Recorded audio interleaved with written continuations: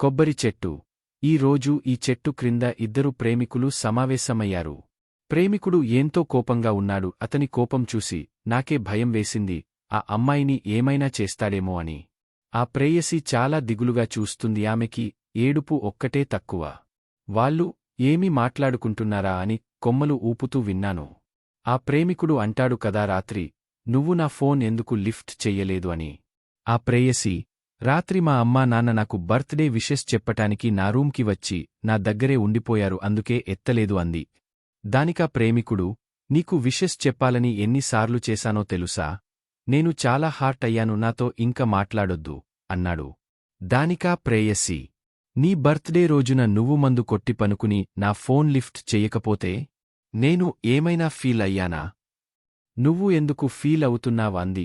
అప్పుడా ప్రేమికుడు, అంటే నేను అప్పుడు ఏదో చేశాను అని ఇప్పుడు నువ్వు ఇలా చేశావా? అవన్నీ నువ్వు గుర్తు పెట్టుకున్నావు అంటే ఇప్పుడు మనం మాట్లాడుకుంటున్నది కూడా గుర్తు పెట్టుకుంటావ్. సో బాయ్ అని వెళ్ళిపోయాడు. ఆ ప్రేయసి అలా దిగులుగా చూస్తూ కొద్దిసేపు ఈ కొబ్బరి చెట్టుకు జారబడి వెళ్ళిపోయింది. ఆ సీన్ చూసి పాపం ఈ ప్రేమికులు చిన్న విషయానికి విడిపోయారు అని చాలా జాలివేసింది. ఆ దిగులుతో మా రైతన్న వేసిన నీరు కూడా తాగలేదు నేను. సాయంత్రం అయ్యేసరికి నీరసంగా అలా రోడ్డు వైపు చూస్తే తస్సాదియా, ఆ ప్రేమికులు ఇద్దరూ చెట్టాపట్టాలేసుకుని బండిమీద వెళుతూ కనిపించారు. కరెంటు షాకు కొట్టినట్టు అయింది నాకు. దీనిని బట్టి నాకొక పాఠం అర్థమైంది. ప్రేమికులు తిట్టుకున్నా కొట్టుకున్నా వారిలాగా సాయంత్రానికి మర్చిపోవాలి అని.